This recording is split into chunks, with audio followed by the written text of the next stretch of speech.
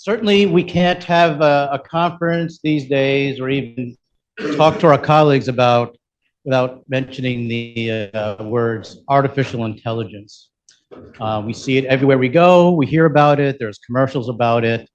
So everyone's talking about it. So let's continue that conversation. So we have an awesome panel here with us this afternoon to kick off our afternoon content.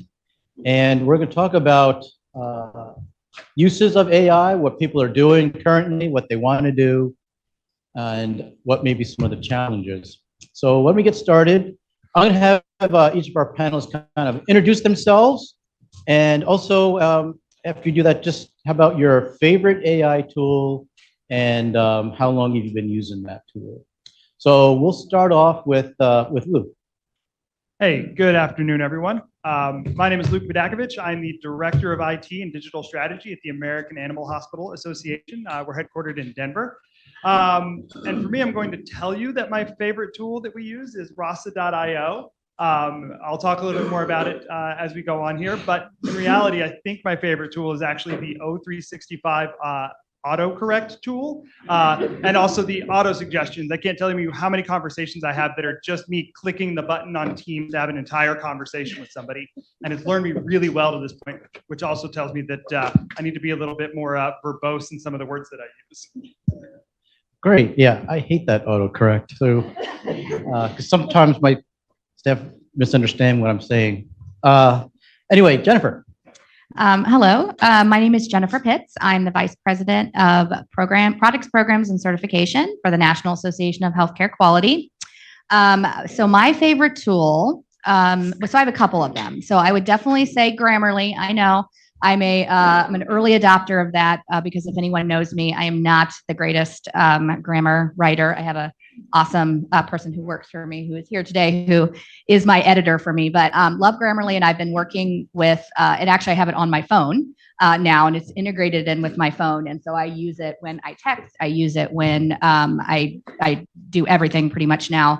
And then I would also say ChatGPT, and definitely ChatGPT is something I started using earlier this year. I use it probably once or twice a week, and I went pro and started paying the $20 recently, just to really kind of see what it can be used for. And pretty much all the AI folks out there who are way smarter than me have said that that's a great sort of entry point into the world of AI and really starting to educate yourself about it. So those are my tools. Hi, everyone. I'm Sherry, as you guys know. So I have been leading digital transformation my entire career.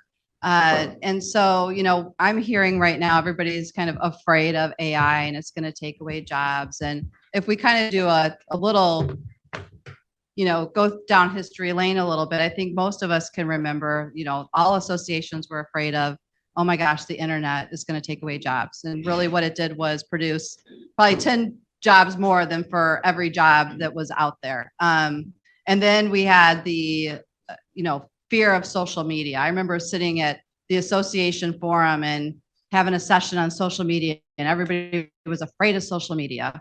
We'd probably be afraid of social media for different reasons today than what they were worried about before, but that's a whole different conversation. And then, you know, the concern about online education was going to take away from live events. And I think after 2020, you know, we're all here and I think we're loving the live events, as well as you know, we have people that weren't able to make it. I have people who text me yesterday saying I'm sick, can I switch to virtual? And really allows for a lot more, you know, flexibility. So, you know, now we're sitting here with the discussion around AI, and I feel like we're back kind of to the same where we started, right? So with AI, I think there's a lot of opportunities to increase the productivity. And right now, I know that, you know, my daughter just got out of college and all her friends and folks, and there's some in the back as well, are looking for jobs and feel that it's, you know, challenging to look for jobs right now. But if we really look at the job market, a lot of people retired during COVID early. A lot of people decided not to go back to work. So we really have a shortage, a shortage of people for all the jobs that we have. So I think that associations really need to start thinking about how they can implement these tools and what kind of works best for their organization. So I'm really excited to hear. I've been talking with a lot of folks, associations that are using these tools in different, very specific ways, and really thinking about, how it can improve their day-to-day. But some of my favorite tools right now, first, I use Beautiful AI for the presentation this morning. Once I figured out how to get it to learn what I needed it to do, then I was able to produce that presentation in probably less than an hour, where previously it would have probably taken me 4 or 5 hours just looking for images. So that's one. We've been using Raza.io for a couple of years now. And then Fireflies. So I don't know how many of you guys are using note takers.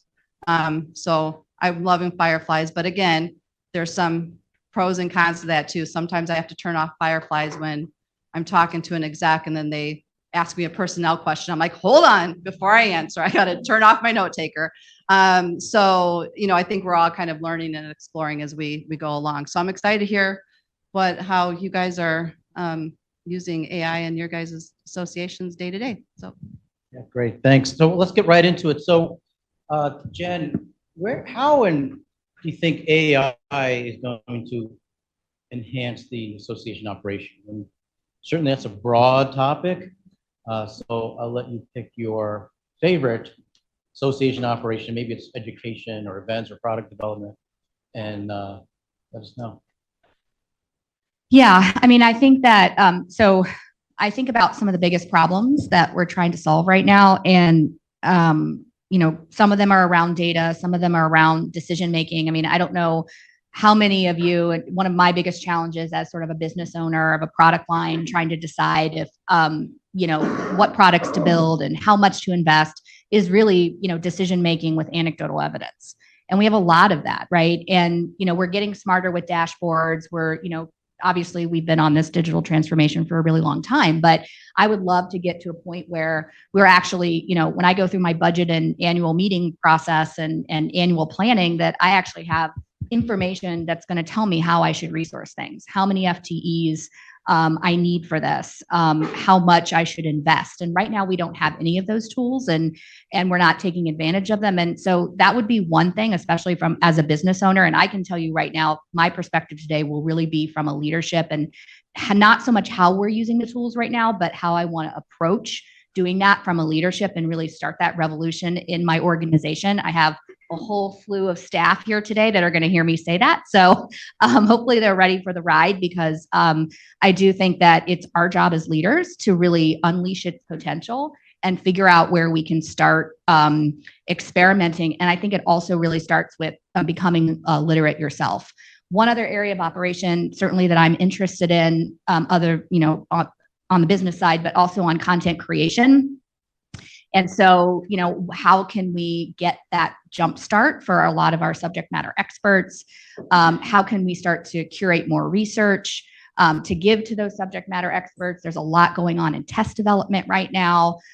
So I'm just really looking for how we can make our lives easier as those staff people, especially in education and certification, that have to work with subject matter experts every day, not to replace what they're doing, but really to get to the 70-yard line with something, and then be able to really hone in and use their talents to get us the 30% rest of the way there, and to not have to engage them in a lot of other things. They don't have time, we don't have time, and we're going to continue to have a hard time engaging subject matter experts if we don't start making some of those transitions. So those are some of the areas that I'm most interested in. It's funny, my 15-year-old, he goes, "Mom, what are you talking about on your panel today?" And I was like, "Oh, I'm talking about AI." And he's like, "You're not an expert at AI. You don't know anything about it." I'm like, "True, I actually am learning." And that is, I think, the most important thing, is for us to just be open to that and be open to, again, unlocking its potential and not being afraid of it.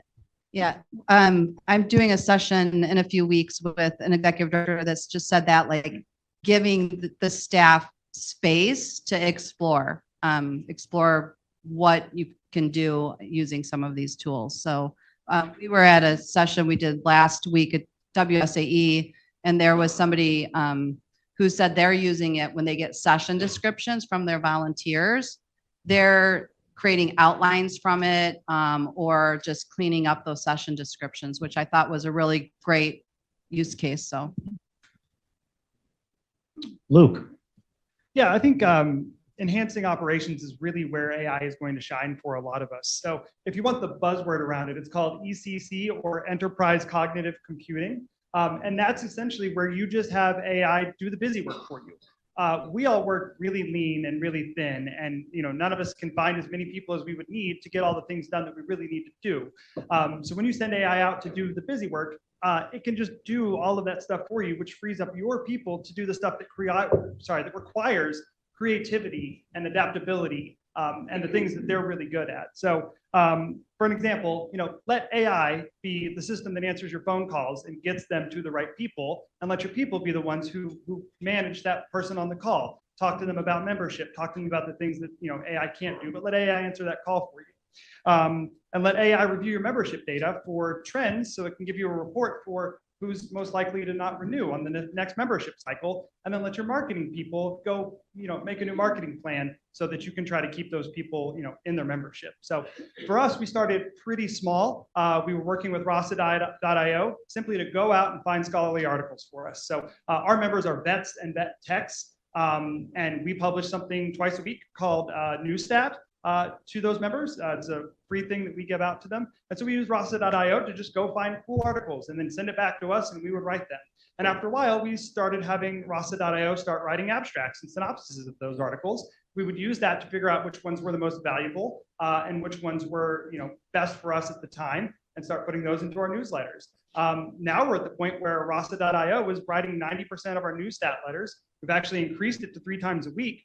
And now we have individual newsletters that, based on what a person clicks on and how they interact with it, will address how their future newsletters come. So if we have a client or a member that's out in California that's clicking on a lot of feline articles in our newsletters, that's what they're going to start to get more of.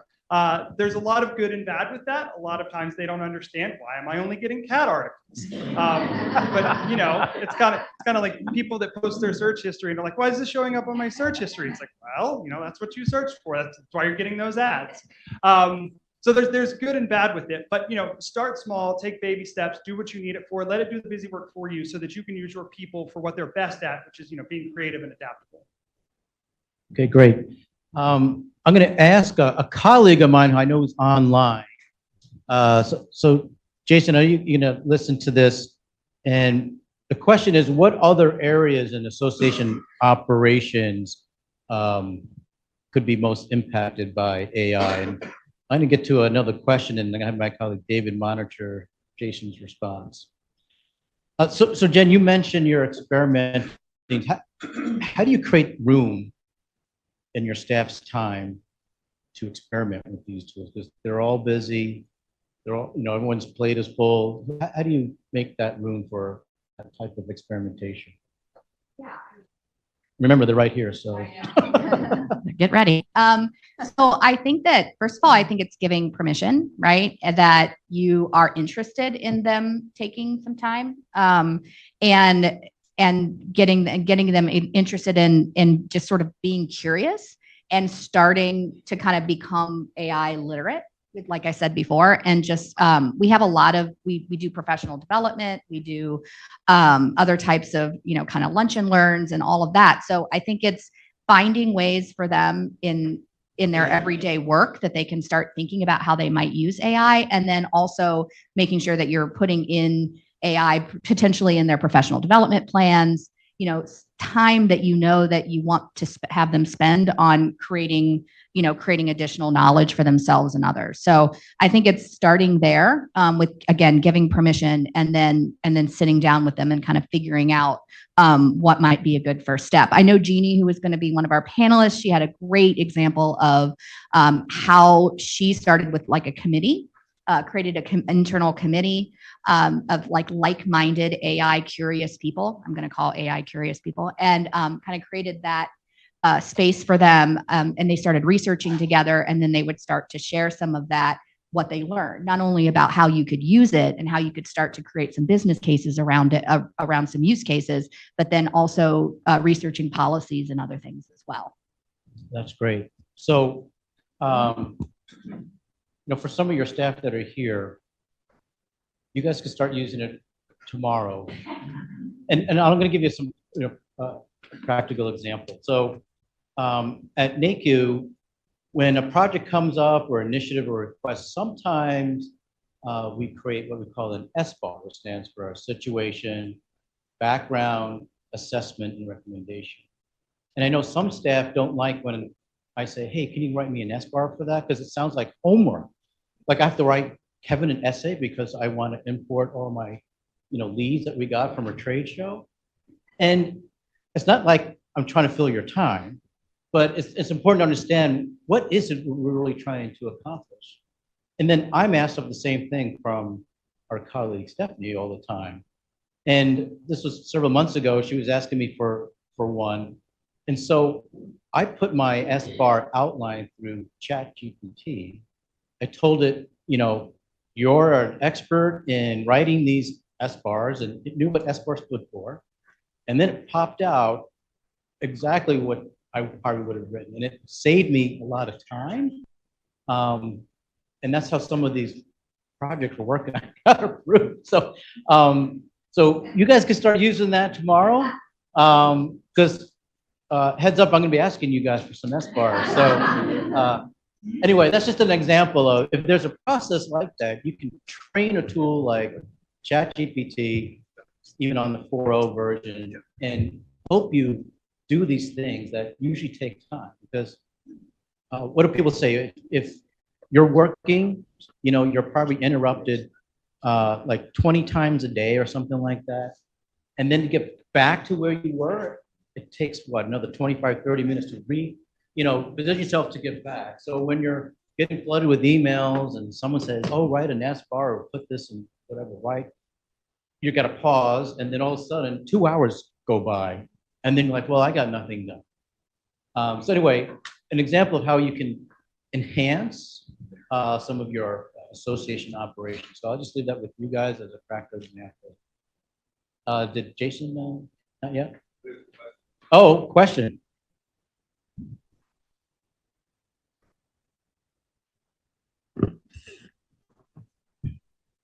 How can associations protect their IP or protect privacy? We're in discovery development of a private ChatGPT type agent being taught on our specific association IP for our members and standards. They're a big part of our product portfolio. Hold on, there's more.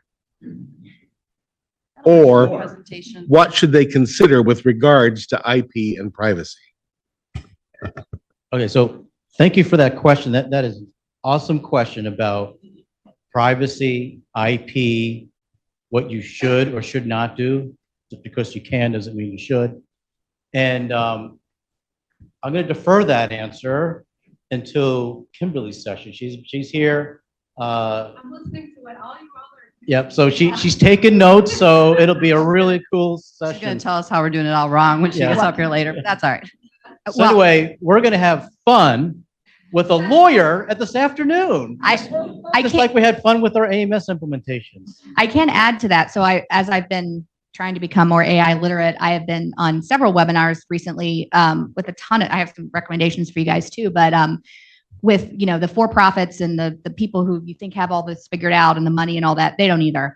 But they were saying, they're not giving AI access to large databases in any of these companies either, and nor should we. But they are creating some sandboxes and some data, they're taking a piece of their data lake, right? And they're like, import it over, and with a very specific business case. And that's how they're starting to think about it, right? And of course, we're going to go into all the legal stuff, but just that's what some of the big corporations are thinking about, is kind of putting, and that makes sense, right? I mean, we do that with digital, when we work on all kinds of projects, we create a sandbox, and that's what a lot of groups are doing. Okay, great. So I'll ask this audience, how else can AI enhance? So say, I see, is that Mike back there? All right, push that button. I'll push the button. I like pushing buttons. So right now, I work for the American Foundry Society, and we are involved with a research project from the Department of Defense in order for us to sort of create a chat GPT interface to our technical library. And our organization being, around for 126 years, we've accrued a lot of data. And some of that data is in PDFs that were scanned, so it's not readily searchable. So there's a lot of AI involved in translating that and all that stuff. So that's another use for it. You can use programs such as Whisper or Tesseract to translate your old PDFs and get some text out of them. Doesn't work well on graphs or any hand-drawn things, but it's actually incredibly useful, especially if you want to surface the ability to index your content. Anyway, so we're currently working on implementing a chat GPT interface into our data. And the key aspect to this is keeping the data separate from like chat GPT. So really the LLM, the large language model, is just an interface into our library data. And one of the things that you may ask, like, well, what happens if it hallucinates, right? We are able to provide citations of where sort of the data sort of comes from. So you can go into the actual research articles and verify kind of the numbers, so to speak, because numbers are a little hinky. Thanks, Mike. Anybody else planning or maybe just in the process of discovery of a private? Yeah, Jake.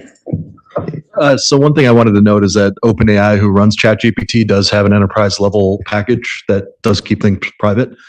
So we're planning to use that for kind of a similar thing that you're working on, which is an interface to look through research for our journals and our online publications, things like that. Okay. Anybody else using the enterprise version? Not yet, but I wanted to point out one thing that Mike just brought up that I've been, actually, me and Kevin have talked about, is this isn't necessarily something that has to be behind a paywall or private, but I've been kind of playing with the idea of looking to see if we can take all of like the board minutes for the last 30 years that are in PDFs and Word documents and put those in, because sometimes that knowledge of what happened and what is the current sometimes get lost over the years. So that's something I'm just starting to think about at this point. Yep. Yes. Hi, I'm Eric O'Connor from American Association of Nurse Anesthesiology. And one tool, I know we're talking about PDFs, that I found really interesting is Custom GPT. And MIT just took their entire library for entrepreneurs and dumped it into Custom GPT. It keeps your data proprietary, so it sits on top of ChatGPT. So when thinking about accessing large data of PDFs, we have all kinds of PDFs I know around the association space that we would love to put to use. We're looking at opportunities to put that into Custom GPT, and the citation of sources is super important. And we found that that actually works pretty well. We've had issues with it too, just like every other tool, but it's a tool that you can easily access, and you don't have to worry about going to the next enterprise level of OpenAI behind a Microsoft and using their enterprise tools. The one thing with the OpenAI enterprise, we applied for it and they said, we'll get back to you. It's been a few months, they haven't done it yet. So if people are looking to play around, check out Custom GPT. Great. Thanks, Eric. Anybody else in the audience?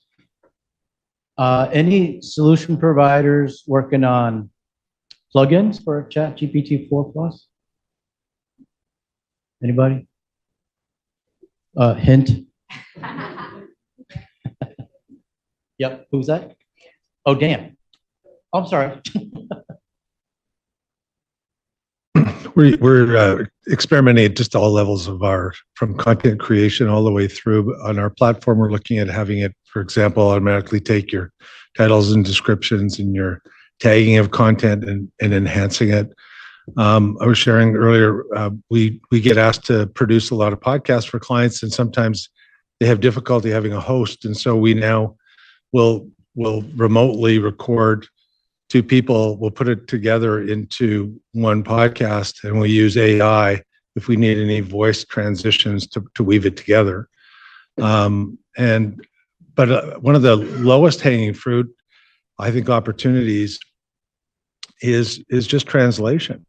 So many organizations have shied away because of the cost of translation in the past. And it's just it's gotten not only inexpensive, but it's gotten quite good at multi-language translation. So it's another kind of a low-hanging fruit opportunity for many associations. Yeah, Colin. Dan, thank you. That was great. Just to kind of add to some of the GPT options, we on the Nimble AMS side, we were lucky enough to play around, and I know that's not a very technical term, but on a Salesforce offering they call Einstein GPT, and basically to give professionals the ability to ask standard language questions, things like, what was my total donations last year? Have certain funds gone up or down? What we found, and not to plug Jake and I's fantastic session from earlier, but what we like about Einstein GPT is the data is anonymized going into the system and coming out. So it removes all personal identifying information, and it gives you macroscopic perspectives on your own data. And you can also, by opting into test case so far, as it's not fully live, even when you opt into it, you can make the disclaimer that I don't want any of this information shared with the model, with any source outside of my own data. And they've made that Einstein GPT tool able to look within that system. Careful forward-looking statement, that's not a released product yet. So as Salesforce loves to say, make your decisions independently of that. But it is a technology that we're actively integrating into our system. So Kevin, just to back up for some of the audience that hasn't played around with ChatGPT or doesn't know what Kevin's talking about when he says plugins, and for those of those folks, if ChatGPT has a free version, probably most of you know that, and then there's a paid version. The paid version actually allows you to add in these plugins. So you can add in a plugin to search the web instead of, the free version only goes up to September 21. So if you have this plugin, it allows you to search the web. There's plugins that allows you to go to Expedia. It's kind of like, I kind of feel like it's like, remember when everybody was creating apps for the App Store? And so once you pay for that, the paid version of ChatGPT, there's just a lot more things that you can do with it. Like it's a game changer. I didn't want to pay the $20. I was like, it's fine. I was like, I'm just doing competitor research or whatever. It's coming back with stuff I don't even want, but I was like, okay, that's cool. And then for my own education, I follow on LinkedIn. There's a guy that they do everyday AI, and it's like a 10-15 minute thing on how to kind of use ChatGPT. And so then I started playing around with the plugins. So he was talking about all the plugins. So I just bucked up and I paid $20, and yeah, and then the rest is, but it'll allow you to do a lot more things than just the free version. Okay, great. So for those of us who want to start our journey down this AI path, what are some considerations or tips or maybe don't do's right out of the gate? And I'll start with you, Lou. Yeah, one of the things, believe it or not, that I tell my CEO quite often when he asks me questions is I don't know the answer to that. But I'm willing to find out. And so my first thought with AI is you don't need to be the expert. You don't have to have all of the answers all the time. And there's a couple of reasons for that. Number one, I think that that's just a poor expectation of ourselves to have all the answers all the time. And number two, chances are, with the point that we're at right now, somebody's either built that plugin or built something that will do it for you. One of the things that we're in the middle of implementing right now is contract management software. The only ask that my CEO had for this was, hey, we need something that's going to parse our contracts, tell us who the parties are, tell us the important information, make it searchable, and most importantly, tell us when we need to cancel or renew a contract before that happens, because we had 4 contracts renew this year that we actually wanted to cancel. So that was really important. So it took me all of about 2 minutes on Google to find out that there was a company that built an AI tool that parses all of our contracts. It's called Lexion.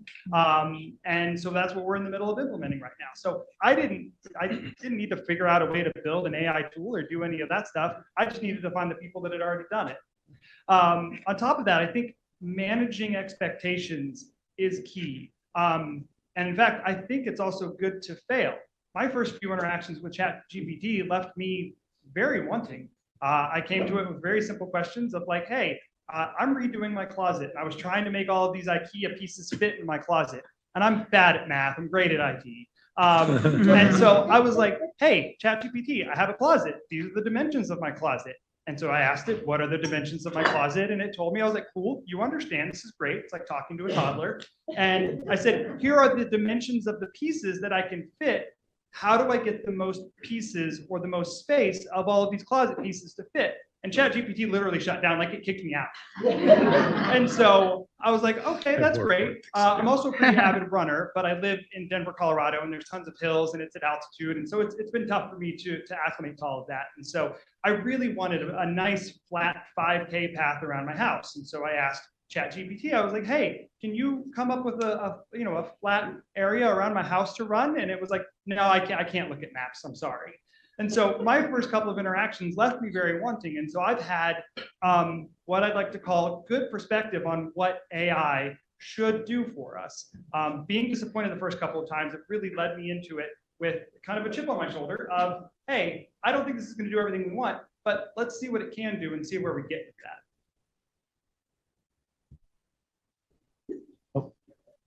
Yeah. Sorry to butt in. I've done a good bit of work with AI and AI safety.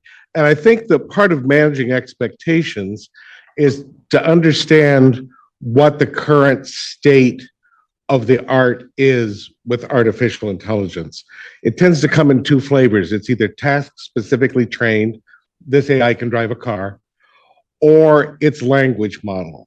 And if you realize that the chat GPTs and derivatives of that are designed around language, predicting what the next response should be to your piece of language and how flexible that can be, it helps inform how you want to use it.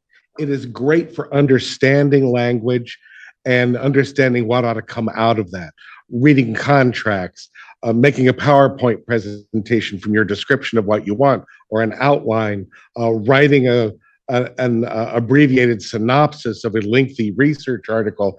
It's great at language. It is terrible at doing anything else like do this math. I guarantee you, if it doesn't know what the answer is, it'll make it up. But if what you're working with is language, and let's face it, in the association world, language is our blood. It's language of the members to us. It's our language back out to the members. It's information, it's intellectual property, it's education. If you begin to harness it using what you know as its strong abilities, it will work magical wonders for you. But it's important at this point in the evolution of AI to understand where the toddler's at. And as long as you understand that and you shape your expectations around it, you will find that it is a wonderful partner. It is not going to replace your staff, but it will empower them and make them, it's like an amplifier for your ability to produce. And if you use it that way, it'll do great things for you. Yeah, Kevin, just to kind of follow up on what David's saying, one of the tips I would say that you guys need to kind of think about as you're using like a chat GPT is prime it first. Like, what do you want it to be? Like, I'm a marketer, or I want you to, think like a marketer and do X, Y, Z, or a researcher, and try to be very specific. I made a comment that I was messing with, I've used Beautiful AI for a long time, and I wasn't getting everything that I wanted for the presentation. But once I primed it and I said, here is actually the presentation, and then I was able to go in slide by slide. So it knew what my content was first, the whole speech. So prime like how you want it to think, and then create the prompt, and then you have to kind of refine. I mean, there's some things that you'll refine over and over and over and over and over. So kind of the prime, prompt, and then perfect. Yeah, and I would just add some of the ways to start to, learn about this. And Sherry, you mentioned AI every day, which I think is a great one. Some other ones that I would recommend. So I follow on LinkedIn a newsletter called The Intelligence Revolution. I think they have some really great stuff. There's also a group on LinkedIn called Big Data that kind of talks a little bit about, like, again, teaching you about some of these concepts and really like where AI is in its infancy. I think somebody said the other day that, and maybe I can't remember, Frank, it might have been you in there was a session that you went to at the last association that you went to, which is basically like, this is the dumbest form of AI that we'll ever see in our lifetime. So it's so kind of back to what some of you were saying about like understanding kind of where it's at. Some other things that I am looking at right now, there's something called Marketing AI Institute.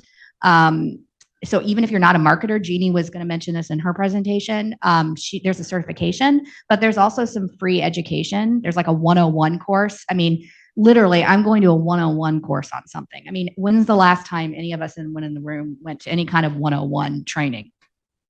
But I'm going to go, and I'm going to give myself permission to do it because, again, I want to be educated about just how you even start doing this and play around with it. There's also a person on LinkedIn called Amanda Burkstaff. She's the founder and CEO of AI for Education. So I really like her. I think she's great.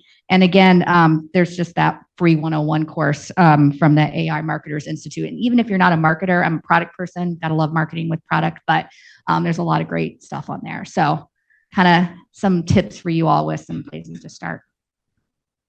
Okay, great. So some sound bites there, right? Luke said it's okay to fail and be disappointed, and also experiment may not be the way it turned out.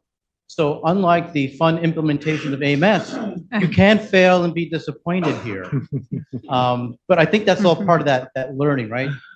And Luke brought up a great thing about I was disappointed. So he went after it again and again and again, which ties right back to what Sherry was saying about prime, prompt, and polish, right? You have to, tell it what it's going to do, and then tell them to do it, and then you polish it up based on the results.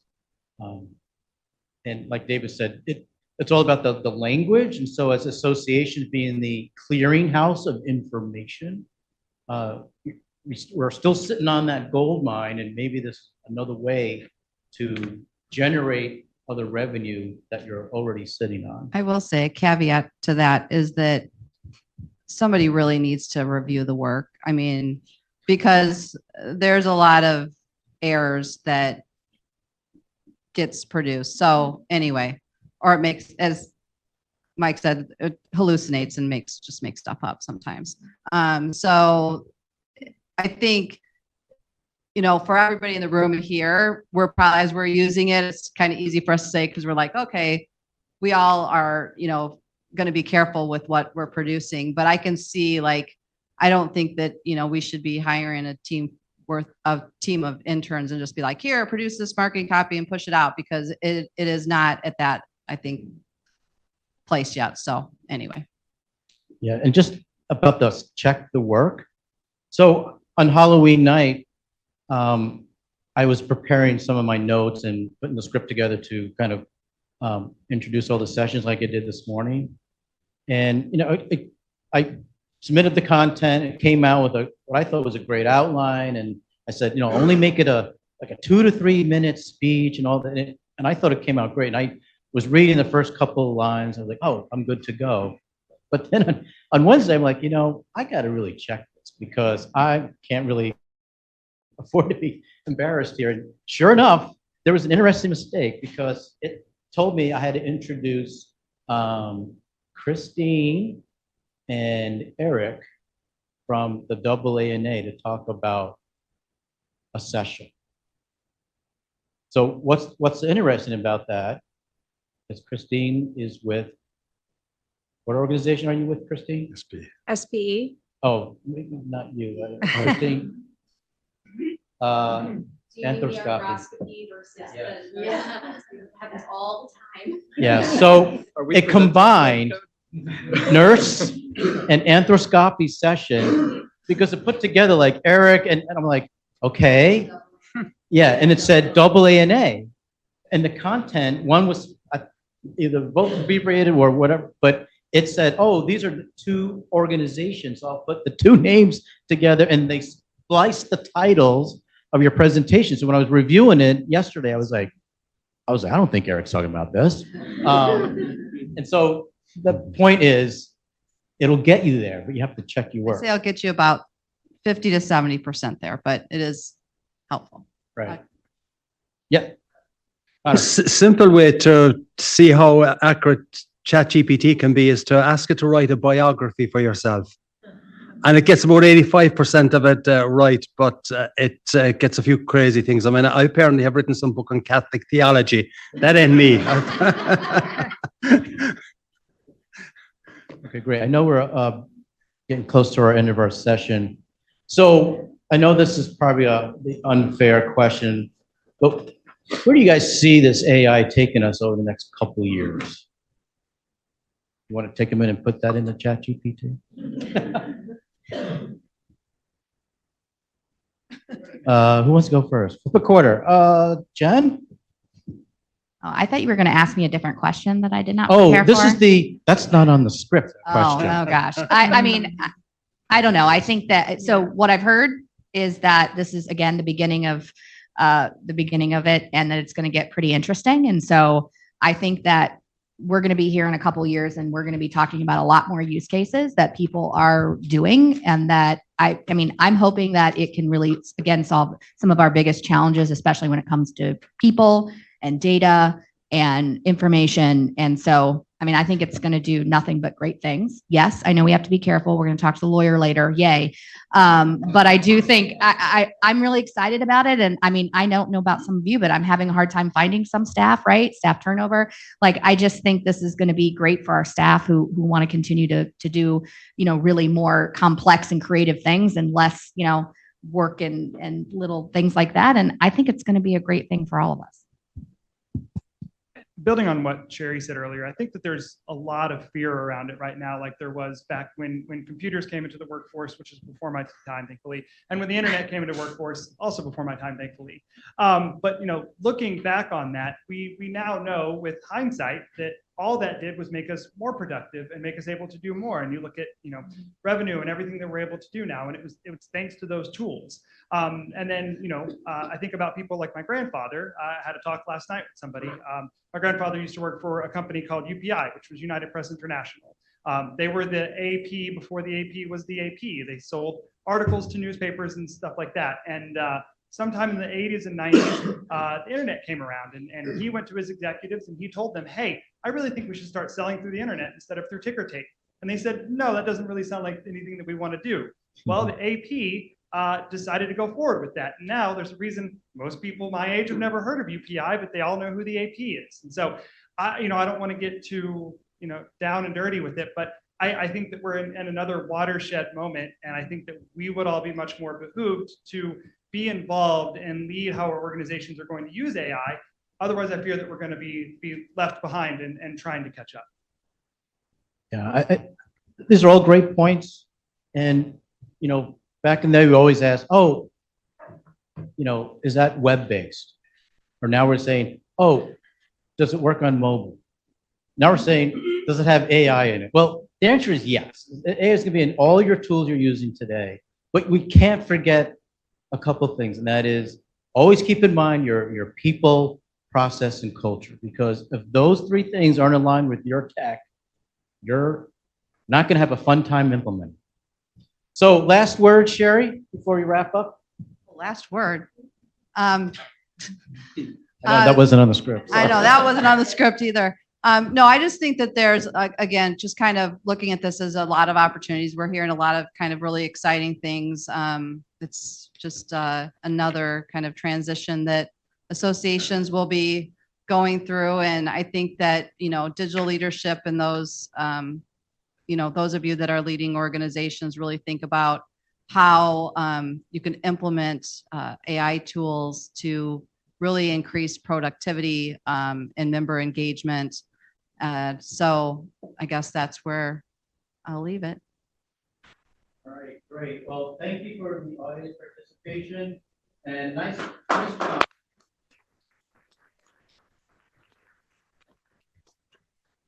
I have a quick question. Sorry, panel. As you're going through this whole AI thing, how are your organizations or other organizations you're working with looking at data collection to help drive those LLMs and the AI that you're trying to develop?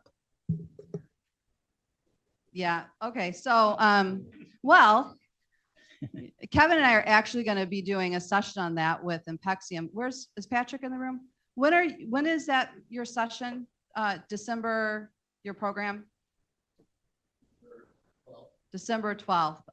We'll be talking about that as well, because I can talk about that for a while. But one of the things I think that is concerning for us, and it's probably concerning for a lot of the tech vendors in this room, is for associations, you guys have a data problem, most of you. Like, your data is not clean. The data, there's no governance around data management. So to answer your question, I think there's some initial steps associations really need to think about their processes first. And then I guess for the future, I don't know, Kevin, with some of the associations that we're working with, I think a lot of people we're starting to use doing a lot of data analytics with these tools. Do you want to add onto that? Yeah, just a little bit. I mean, I think just leaning on the analytics. The analytics is great. I mean, there's lots of solutions here. I mean, we have association analytics here today with us, but those tools highlight the issues that most of us have, right? Duplicate data, it's not current, it's not correct, it's not complete. And a lot of us, sometimes when you get boil right down to it, it's very hard to answer the question, how many members do you have? And I'm serious, and I see Elise there chuckling, and she knows exactly why I say this question, because you think about it, it's like, well, are we including grace period? Are we including people who have invoiced but not paid? Are we including emeritus? Are we including people who are somehow granted lifetime? All these different things. So if you ask your finance person, the membership person, marketing, they're going to come up with different answers. So your AI tool is going to come up with those different answers. But it is a great question, because once you do attach that OpenAI enterprise, it's going to look at that data and it's going to tell you, hey, you need to clean this up first before you can really use it. But I think that'll give enough incentive for organizations to really, really embrace this concept of data governance. I know that's sometimes a phrase people cringe because of that word governance, or maybe just need to call it data quality, right? Because the quality is king, as Jen and her team know, especially around the information and data you track. But that's a great question. I know we're not directly answering it, and it probably has more questions than anything else. But good discussion, and I'm sure there'll be a lot more sessions on this in the very near future. All right, panelists, thanks.